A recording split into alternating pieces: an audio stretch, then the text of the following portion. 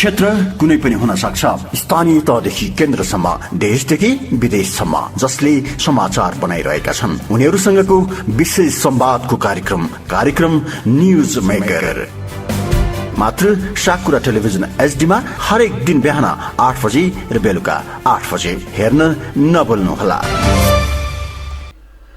नमस्कार, साकुरा television HD को दैनिक संवादको कार्यक्रम न्यूज मेकरमा हार्दिक स्वागत अनि अभिवादन व्यक्त गर्न चाहन्छु।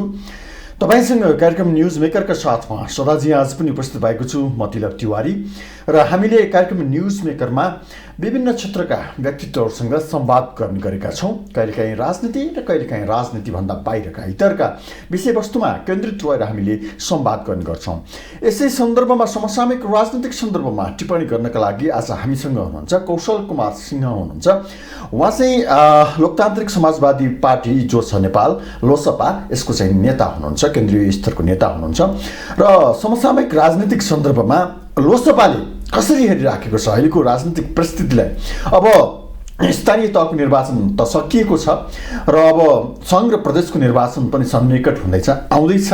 यसै सन्दर्भमा गठबन्धनका चर्चा परिचर्चाहरू छन्। यही गठबन्धन चुनावसम्म कायम रहन्छ अर्थात् गठबन्धनमा चाहिँ नि फेरबदल आउँछ। लोसपा अहिले गठबन्धनमा छैन।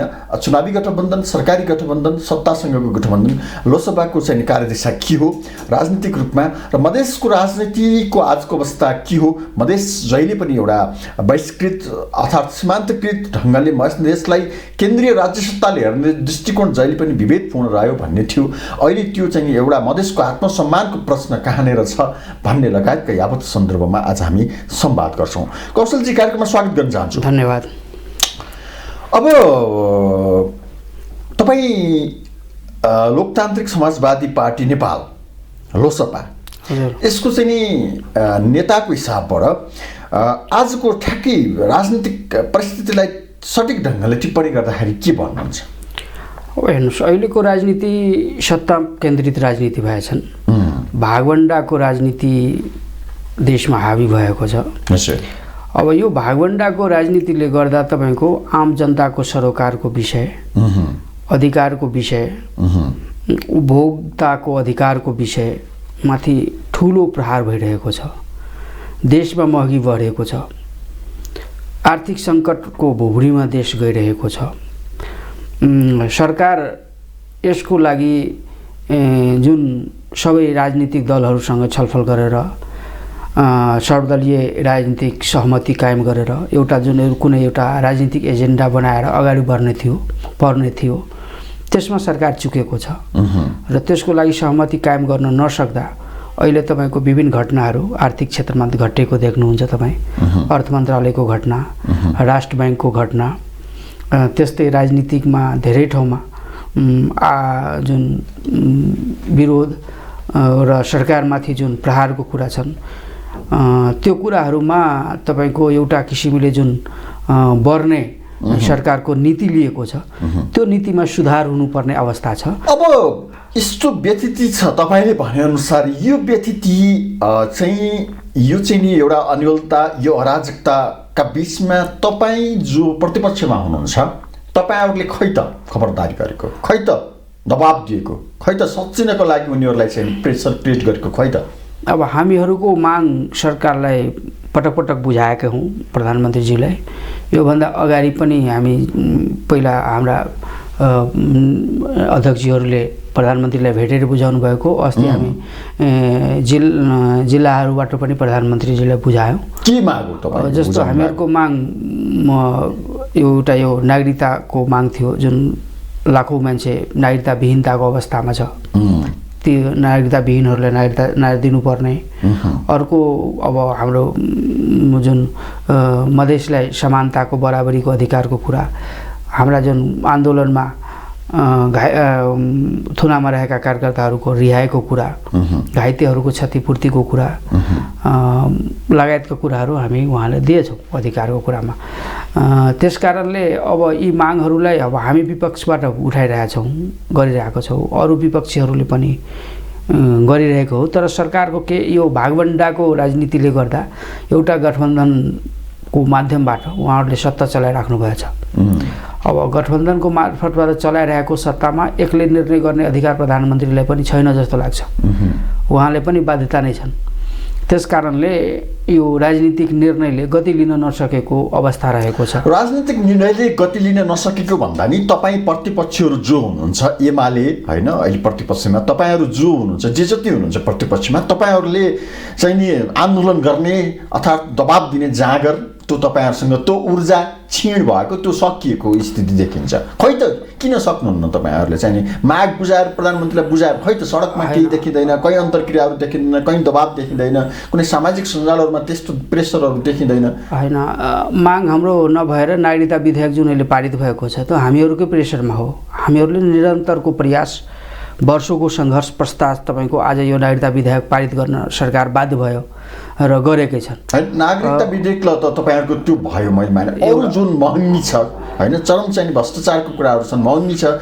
एक हप्तामा एउटै पेट्रोलको मूल्य 2 र 3 चोटि चाहिँ फेरबदल भइरहेको छ, कहिले घट्छ कहिले बढ्छ, के भइरहेको छ। यस्तो खै सुशासनको सन्दर्भ खै? त्यही मैले अघि नै भने नि तपाईँको महँगी, भ्रष्टाचार, जुन यो विसङ्गतिहरू छन् त्यसको विरुद्धमा हाम्रा पटक पटक आवाज उठाएको। अब सबै कुरामा सडकै आन्दोलन, सडकै जाम, त्यसले गर्दा पनि जनताको एउटा किसिमको हरास हुने र जनतामाथि अर्को समस्या पनि आउने गर्छन्।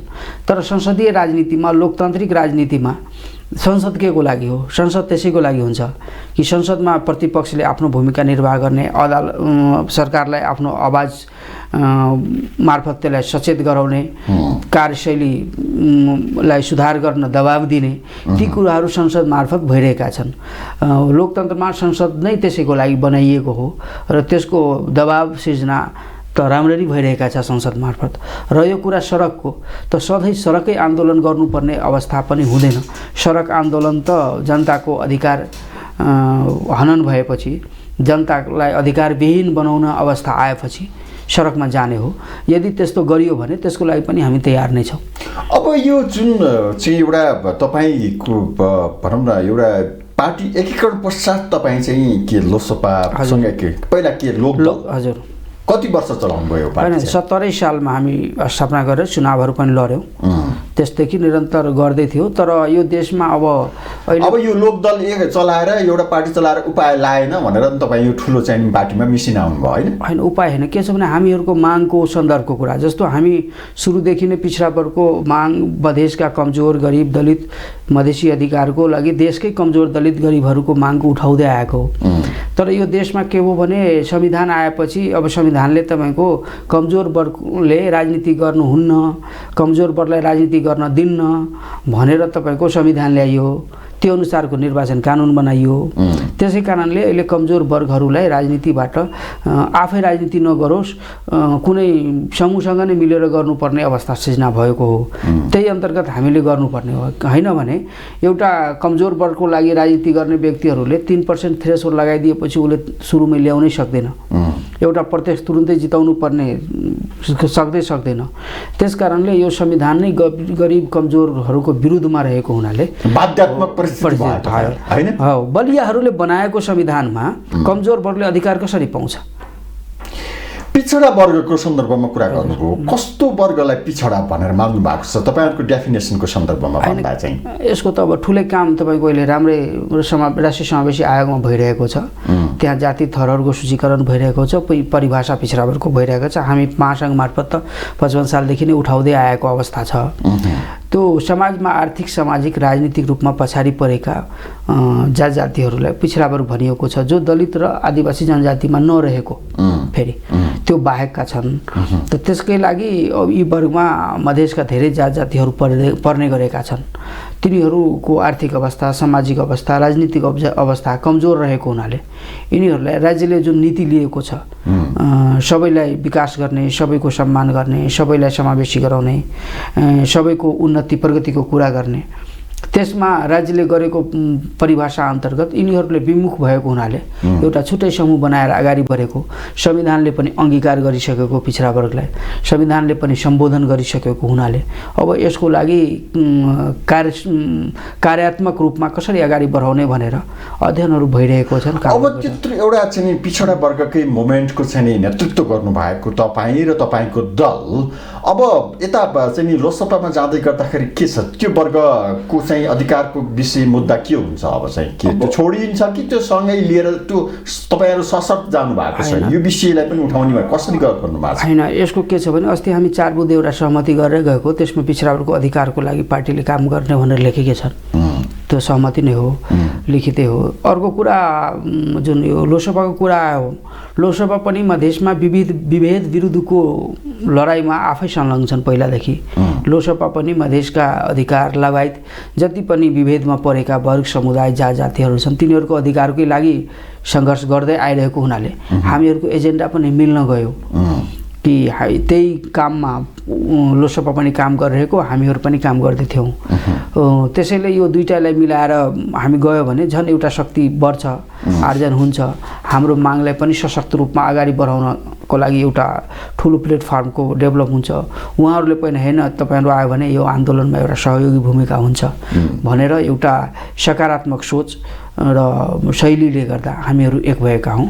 कसरी जानुभयो त्यहाँ चाहिँ के भयो? तपाईँहरूको पार्टी मिलाउने सन्दर्भमा त अलिकति चाहिँ जटिलताहरू, व्यवस्थापन, नेता तथा कार्यकर्ताको व्यवस्थापन अलिकति जटिल विषय बन्छ, कसरी मिलाउनु भयो, के छ? होइन, त्यो अस्ति हामी तपाईँ त्यो प्रेस कन्फरेन्स नै हामी गरेका थियौँ, त्यहाँ हामी बाँडेकै थियो, यो मिडियाबाट पुग्यो कि पुगेन थाहा भएन।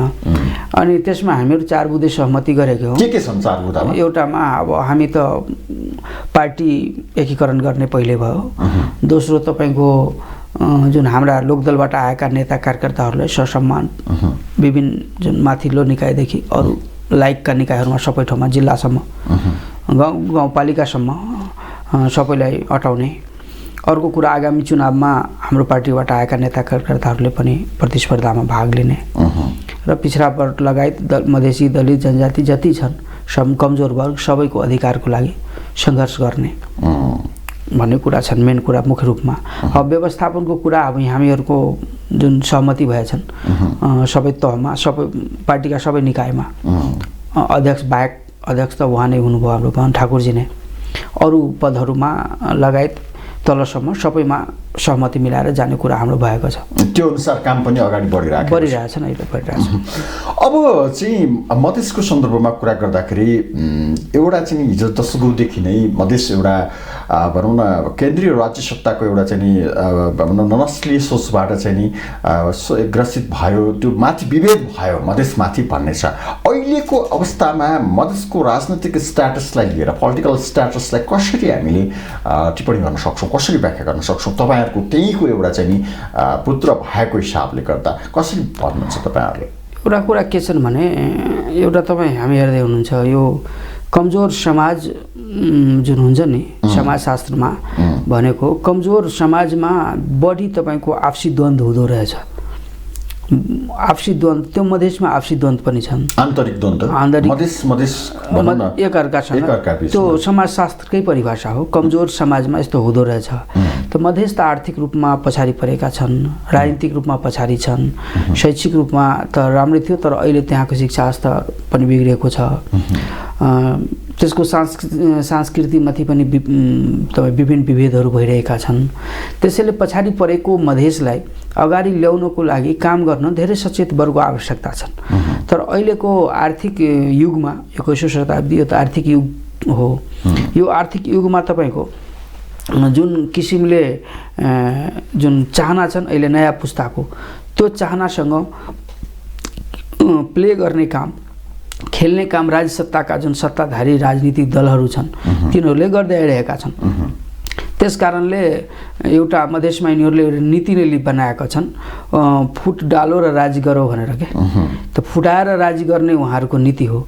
त्यसका शिकार मधेस पनि भइरहेका छ। तर जति जे भए पनि मधेसका जनता र मधेसका व्यक्तिहरू चाहिँ आफ्नो अधिकारप्रति सचेत नै छन्। अहिले पनि मधेसमा आन्दोलन भयो भने मधेसका सबै पार्टीका व्यक्ति त्यो आन्दोलनमा आउनुहुन्छ। किनभने एउटा कुरा मधेसका जनतालाई थाहा छन् कि मधेसको पक्षमा बोल्ने यही मधेसका दल हुन्। काङ्ग्रेस एमाले माओवादी हाम्रो पक्षमा बोल्दैनन्। बोल्ने भनेको मधेसकै दल हो। त्यसैले मधेसको दललाई साथ दिनुपर्छ, सहयोग गर्नुपर्छ, समर्थन गर्नुपर्छ भन्ने र सोच त्यहाँका जनताको, आम जनताको त्यो रहेको छ। त्यसै कारणले अहिलेसम्म सङ्गठनात्मक रूपमा त पुराना पार्टीहरू धेरै छन्, 60-70 वर्षका पार्टीहरू छन्।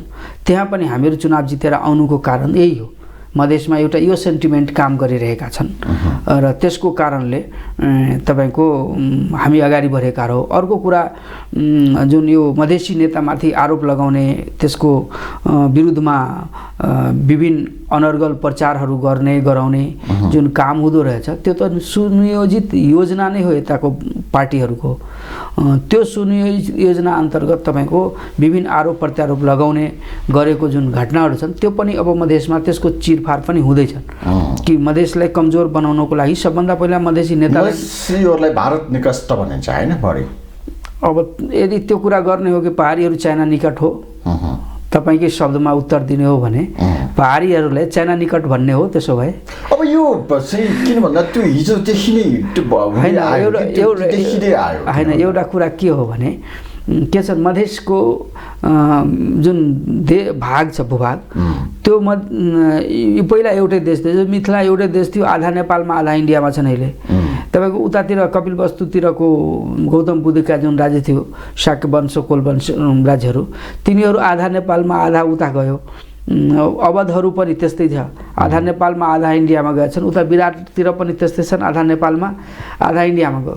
त यिनीहरूको रहन सहन खानपान शादी बिहाको सभ्यता संस्कृति त एउटा देशमा पहिलादेखि चल्दै आएको, मानव त त्यही हो, पुस्ता त त्यतैबाट डेभलप भएको। राजनीतिक रूपमा पार्टीहरू पनि, पार्टी नेताहरू पनि चाहिँ भनौँ न गइराख्ने आइराख्ने परामर्श गरिराख्ने त्यो सबै चिज छ। तर यो एउटा चाहिँ विडम्बना भन्ने कि के भन्ने यथार्थ हो कि के हो? यो अलिकति मधेसमाथि जहिले पनि शङ्काको दृष्टिकोणले केन्द्रीय राज्य सत्ताले हिजो भनौँ न पहाडीय राज्य सत्ता जो छ उसले हेरि नै राख्यो कि यो के हो त भन्ने। एउटा राजनीतिक कर्मीको हिसाबले, एउटा राजनीति शास्त्र विद्यार्थीको हिसाबले तपाईँले कसरी बुझ्नु भएको छ त? होइन, यो कुरा क्लियर। तपाईँ एउटा कुरा भन्छु के छन् भने आरोप लगाउन धेरै सजिलो हुन्छ, मान्छेले भनिदियो। अब यो देशमा सुरुदेखि नै यो देशमा जनकपुरभन्दा पहिला त यो भूभागमा त अरू कुनै राज्य थिएन, सबभन्दा पुरानो जनकपुर हो। त राजा जनक त राजा थिए त्यहाँका, त्यो नेपाली भयो। त राजा जनक राजा हुँदाखेरि उसँग त जनता थियो, राज्य थियो, सहर थियो, गाउँ थियो, सेना प्रहरी सबै थियो, अनि पो राजा थियो। अनि त्यो राजा चाहिँ नेपालको भयो, उसँग भएका जनता कहाँका? त्यही जनताका सन्तान हो नि हामी, त्यही राज्यका, कोही राजाका सन्तान छन्, कोही जनताका। त त्योभन्दा पुरानो सन्तानलाई, त्यो भूमिमा बस्ने मान्छेलाई तपाईँ विदेशी भनिदिने, अनि हिजो आफै 10 ठाउँबाट भागेर आएर यहाँ देश कब्जा गर्ने तपाईँ, अनि म असली नेपाली हो भन्ने, यो कहाँको संस्कृति हो र कहाँको सोच हो? यो त्यसलाई त्यो नक्कली कुरालाई सक्कली बनाउनको लागि विभिन्न आरोप लगाउनु चिर्न चाहिँ किन सक्नु भएन त? तपाईँहरूको राष्ट्रियतामाथिको जुन जहिले पनि डाउट भइराखेको हुन्छ, गरिराखेको हुन्छ होइन। तपाईँको ऋतिक रोशन प्रकरणकै सन्दर्भमा हेरौँ होइन, अनाहकमा चाहिँ मधेसमा बस्ने नेपालीहरूले होइन, मधेस बेस्ट नेपालीहरूले चाहिँ नि अब भनौँ न हिंसा सहनु पर्यो, आक्रमण होइन। कारण के हो भने राज्य जोसँग अब त शक्ति त अब भन्छन् नै, त्यो राज्यको डन्डा जोसँग छ, शासक जोसँग छ, शासन छ, उसले जसरी पनि प्रयोग गर्न खोज्छ कि अरूमाथि, अरूलाई आरोप लगाइदिने। अहिले तपाईँ धेरै घटना, तपाईँले भने नि अहिले धेरै कुरा गरिरहेछन् सरकारले जनता विरुद्धमा, महँगी लादिरहेका छन्, भ्रष्टाचार गरिरहेका छन्, विभिन्न योजना परियोजनाहरूलाई भनेर पनि काम गर्ने अवस्था छैन, देशको विकास हुन सकिरहेका छैनन्, उसले चुनावमा गरेको बाचा एउटा पनि पुरा गर्न सकिरहेको अवस्था छैन। त्यही पनि जनता के गरिरहेका छन्? किनभने राज्य सत्ता उसको छ, सेना छ, प्रहरी छ, पुलिस छ, त्यो लगाएर दबाइन्छ। तपाईँको सत्य कुरा सुन्ने अवस्था छैन। त सत्यको कुरा टाइम त लाग्छ नि सुन्ने। त्यसैले म एउटा कुरा के भन्न चाहन्छु, मधेस यो देशका अरूले, म त भन्छु अरूले जे तपाईँ मलाई राष्ट्रवादी मान्नुहोस् न मान्नुहोस्, म देशको देशप्रेमी हो, मेरो यो माटोसँग प्रेम हो, यो माटो मेरो हो, यो भूमि जुन हो, जुन भूमिमा हामी जन्मेका छौँ त्यो भूमिमा हाम्रो कति पुस्तादेखि बसेको ठाउँ हो। हामीलाई यो प्रेम छ यो माटोसँग, जसलाई जुन माटोसँग प्रेम छ त्यो देशप्रेमी हुने हो। राष्ट्रवाद त संसारमा सबै जहाँ पनि एक अर्कोको विरुद्धमा खडा गरिएको एजेन्डा हो, जहाँ पनि राष्ट्रवाद त तपाईँको राजनीतिक एजेन्डा हो। त्यो एक अर्को विरुद्धमा प्रयोग गर्नको लागि अब यो बनाइएको हो। मधेसी चाहिँ मधेस बेस्ट पार्टी प्रयोग मात्रै हो नि, उही चाहिँ इक्वेसन मिलाउँदाखेरि समीकरण मिलाउँदाखेरि एउटा फ्याक्टरको रूपमा ट्याक्क त्यहाँ लगाएर हाल्दाखेरि बहुमत पुग्ने 2/3 पुग्ने त्यस्तो मात्रै स्थिति हो कि यो चाहिँ एकदमै एउटा आक्रामक ढङ्गले होइन मधेस चाहिँ नेपाली राजनीतिमा हावी हुने परिस्थिति चाहिँ किन आउँछ कि आउँदैन? एउटा कुरा अब त्यसैको त तयारीमा लागेकै हो सबै मधेस। कहिले लोसपा कहिले जसपा तान्ने, कहिले लोसपा तान्ने, कहिले जसपालाई गलत्याउने, कहिले लोसपालाई गलत्याउने होइन। अब यो चाहिँ तपाईँहरू बिचमा पनि एउटा चाहिँ मतैक्यता हुन नसक्ने, मधेसकै विषयमा पनि तपाईँहरू एक ठाउँमा हुनुहुन्छ कि हुनुहुन्न थाहा छैन होइन। होइन यो के छ भने सोच र शैलीको कुरा हुन्छ। अब मधेस अब कमजोर त छन् राजनीतिक शक्तिको रूपमा, अरू यहाँका जुन ठुला शक्तिहरू छन् देशका, त्यो राजनीतिक शक्तिको अगाडिमा त्यो हाम्रो मधेसको राजनीतिक दलहरू त कमजोर छन्। अब कमजोरलाई त प्रयोग गरिन्छ, नगर्ने त कुरा होइन, तर आफ्नो एजेन्डा सहित हामी प्रयोग हुँदै आएको। जहाँ पनि विगतमा जति पनि सरकारमा हामी आफ्नो एजेन्डा पुरा गराउन के छ भने हाम्रो संसदमा त बहुमत हुँदैन, ऐन बनाउनुपर्छ, कानुन बनाउनुपर्छ।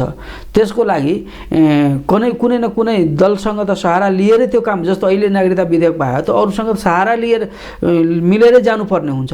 त्यस्तो अवस्थामा अब हामी डेमोक्रेट चरित्रका पार्टी भएको हुनाले अब हामीलाई त अब संसदीय व्यवस्था पनि एउटा प्रजातन्त्र तपाईँले प्रयोग गर्ने चाहिँ पार्टी या जो अरू राष्ट्रिय भनौँ न स्तरका दलहरू जो छन् होइन, कङ्ग्रेस एमाले माओवादी लग यिनीहरूलाई प्रयोग गर्ने कहिले हो भनेको तपाईँ आफै किन प्रयोग हो कि तपाईँहरूले आफू उनीहरूलाई प्रयोग गर्ने हो? त्यो हेर्नु भएन यो प्रयोग कसरी भएको? हेर्दै हाम्रो एजेन्डा कसरी पास हुन्छ संसदबाट, हाम्रो पक्षमा कानुन कसरी बन्छ संसदबाट, हाम्रो पक्षमा निर्णय कसरी हुन्छ सरकारमा। यदि हामीलाई मात्रै प्रयोग गरेको भए त उनीहरूको एजेन्डा मात्रै पुरा हुनुपर्ने थियो। हाम्रो एजेन्डा पुरा हुनुको भइरहेको कारण त हामी पनि त प्रयोग गरेकै हो नि। उनीहरूले हामीलाई प्रयोग गरेको छ र हामी पनि प्रयोग गरेका हो, एक अर्काको पूरक त बनिरहेका छन्। कहिले हाम्रो एजेन्डामा उहाँको समर्थन हुन्छ त कहिले उहाँको एजेन्डामा हाम्रो समर्थन हुन्छ। त त्यो त्यसरी नै गर्ने हो। आफैसँग बहुमत नभए, अहिले काङ्ग्रेसकै बहुमत नभएको अवस्थामा अरूसँग मिलेर सरकार बनाएकै छन्, ऊ एक्लै त बनाउन सकेन। त त्यस्तो अवस्थामा के छन् भने यो लोकतन्त्र हो, लोकतन्त्रमा एक अर्कासँग मिलेर जानै पर्छन्, एक अर्कासँग सहकार गर्नै पर्छन्। लोकतन्त्र भनेको तानाशाही होइन, मैले भनेकै कुरा हुनुपर्छ भन्नेको लोकतन्त्र होइन। लोकतन्त्रमा त तपाईँ सबैको आम जनताको समस्या, सोच, शैली, व्यवहार बुझेर काम गर्नुपर्छ। त्यही अनुसार राजनीतिक दलहरूले काम गरेको हो। मधेसको चाहिँ नि हवाला दिने, मधेसका चाहिँ तमाम चाहिँ जो शोषित उत्पीडित जो जनताहरू हुनुहुन्छ उहाँहरूको हवाला दिने र तपाईँ केही चाहिँ नि सीमित चाहिँ एउटा चाहिँ मुठीभर वर्गले चाहिँ नि सुकिला मुकिलाहरूले चाहिँ तपाईँहरूले त्यो चाहिँ त्यहाँको राजनीतिमाथि कब्जा जमाइराख्ने, तपाईँहरू आफूहरू भन्ने त्यो आधारभूत तहको जो तल्लो स्तरमा त्यो जनताको चाहिँ जहाँको स्थिति त्यही त होला नि? होइन, त्यो कुरा छैन। मधेसको 9मा जुन अधिकारको कुरा उठेछन् त्यही मधेसका पनि दलित छन्, जनजाति छन्, ओबिसी छन्, लगायतका कमजोर वर्ग समुदायहरू छन् मधेसका, त्यो सबैको अधिकार कुरा मधेसकोमा हुन्छन्। र तपाईँ लिडरसिपको कुरा गर्नुभयो भने एउटा कुरा के हुन्छ, जसले अगुवाई गर्छन्, जो नेतृत्वमा हुन्छन् ऊ अगाडि बढ्छन् नै र नेता बन्छन्, त जनता पनि तिनलाई नेता मानेर नै आफ्नो मागको पुरा गराउनको लागि अगाडि बढ्ने हो। प्रत्येक व्यक्ति नेता बन्ने पनि होइन, नेता भए पनि त्यसमा पनि तलमाथिको कुरा हुन्छ र त्यसरी अगाडि बढ्ने हो। र जसले पनि तपाईँको यो कुरा त्यही हो, जहाँ पनि अधिकारको कुरा उठ्ने बित्तिकै चाहे त्यो मधेसको होस्, आदिवासी जनजातिको होस्, दलितको होस्, अब केही मान्छे राजनीतिमा सङ्घर्ष गरेर वर्षौँ जीवन लगाएर अगाडि बढ्दै गर्छन् अनि तपाईँ आफ्नो लागि मात्रै गर्ने कुरा होइन, यो त समग्र समुदायको लागि निर्णय हो। गरेको नगरेको त देखिन्छ नि। आज नागरिकता विधेयक आएको भनेर भएन, देखिन्छ होइन। आज नागरिकता विधेयक आएको के नेताको लागि मात्रै आएको हो? मधेसकामा आरक्षण आएको के त्यो नेताको छोराछोरीको लागि मात्रै आएको हो? मधेसीको शिक्षाको आरक्षणको लागि कुरा भइरहेछ त नेताको लागि मात्रै आएको हो कि समग्र पर्छ त्यसमा? त्यसैको लागि आएको जस्तै त देखियो होइन। कहाँ देखियो? मलाई उदाहरण दिनु न, कहाँ देखियो? अनेक पनि त देखियो होइन। अरू राष्ट्रिय राजनीतिमा त त्यो नेताकै छोराछोरी हरेक चाहिँ हुने खानेकै सुकिला मुकिलाकै त छन्, गरिब असाध्यै चाहिँ उत्पीडितको चाहिँ कहाँ त्यस्तो चाहिँ देखियो? होइन, त्यो कुरा नभएको भए प्र्याक्टिकल हुनु पर्यो, थ्योरीका कुरा गरेर भएन नि त। यति तपाईँको रोजगारीमा जति अहिले अगाडि बढिरहेका छन्, आर्थिक उन्नति पनि धेरै हदसम्म भइरहेका छन् मान्छेको। रह्यो कुरा राज्य सत्ताको कुरा जुन तपाईँ गरौँ, तपाईँ कौशलजी तपाईँले मधेसको चाहिँ म नेता हुँ भन्दै गर्दा यो मुलुकमा के प्रधान सेनापति मधेसको भएको छ? प्रहरी प्रमुख मधेसको हुन सकेको छ?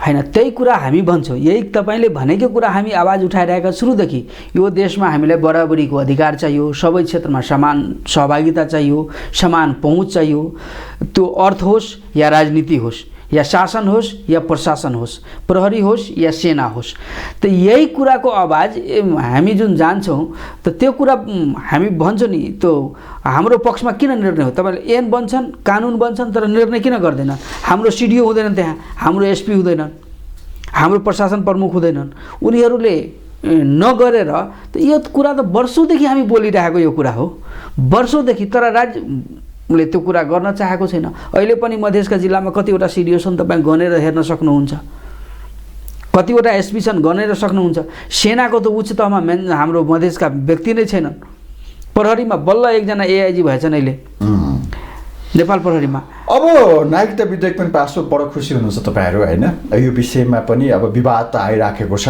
अब मुलुक फिजीकरणतिर गयो भन्ने छ त्यो सन्दर्भ पनि छ एका कोणबाट अब मधेसले चाहिँ चाहने अब मधेसलाई के पुगेको छैन भन्नु त होइन त्यो मेन त मुख्य कुरा हो बराबरीको अधिकार शासन प्रशासन सेना अधिकारमा अझै विभेद छ अझै बराबरी भएको छैन कहाँ छन् बराबरी र तपाईँ कति पर्सेन्ट छन् मधेसका मान्छे हेर्नु न तपाईँ अहिले पनि हेर्न सक्नुहुन्छ शासनमा प्रशासनमा सेनामा प्रहरीमा कति छन् मधेसी त अहिले तपाईँले नै भन्नुभयो कोही बन्न सकेन किन बन्न सकेन किनभने त्यो तपाईँ लाइन खोल्नु भएन त्यसको लागि अगाडि बढाउने गर्नुपर्ने कतिजना मधेसी सचिव छन् हेर्नुहोस् कतिजना मधेसी सिडिओ छन् अब मधेसलाई के चाहिएको छ होइन बराबरीको अधिकार बराबरीको जनसङ्ख्या आधारमा समानुपातिक सहभागिता सबै क्षेत्र निकाय तहमा हुनुपर्छ मधेसीलाई एउटा कुरा र जहाँसम्म तपाईँ नागरिकता विधेयकको फिजीकरणको कुरा यहाँ गर्न तपाईँले उठाइदिनु भनिदिनु म यसमा भन्न चाहन्छु यो फिजीकरण कसको लागि र कसले गरेको यो फिजीकरण यो देश तपाईँले अघि नै भने मैले हाम्रो त यो माटोसँग प्रेम हो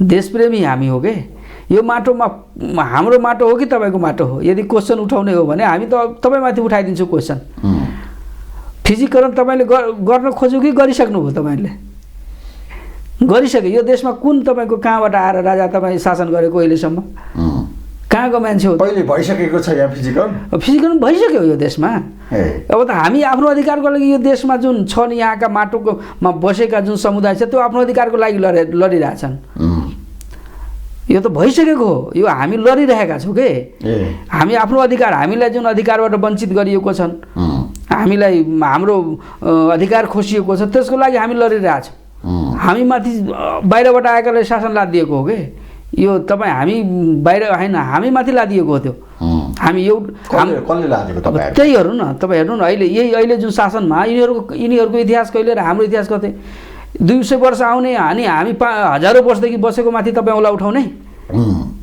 200 वर्ष विभिन्न ठाउँबाट भागेर भगौरा भएर आउने यो देशमा अनि शासन गर्ने अनि अरूलाई नक्कली भन्ने हामी त्यो त हुँदैन नि हामी त अब हामी आफ्नो अधिकारको सक्कली तपाईहरु हैन सियोर हो त्यो सक्कली नेपाली तपाईहरु त इतिहास तपाईँ पल्टाउनु न कसको थियो यो उपत्यका कुरा कसले बनाइदिएको उपत्यका कुरा शासन बस्न यो कसले बनाइदिएको यो नेपालमा बस्ती कसले बसाएको सबै तपाईहरुले गर्नुभएको गरेको अब कब्जा गर्यो बाहिरबाट आएर अब तपाईहरु फेरि कब्जा गर्ने अभियानमा हैन कब्जा गर्ने आफ्नो अधिकार संरक्षण गर्ने हामी भगाउने कुरा गर्दिनु कसैलाई तर हाम्रो अधिकार त हो हामी यो देशको मान्छेको ठीक छ अब हामी कार्यक्रमको अन्त्यतिर छौं कौशलजी जस्तै अब भनौं न लोकसभा चाहिँ अहिले भनौं न गठबन्धनमा छैन अब चुनावी गठबन्धनको कुरा पनि आइराखेको छ के छ कार्यदिशा के छ रणनीति तपाईहरुको चाहिँ कसले जानुहुन्छ गठबन्धनको अब चुनाव अब देशमा अब एउटा गठबन्धनको संस्कृतिको विकास गरे यहाँ यही भागवण्डाकै राजनीतिको एउटा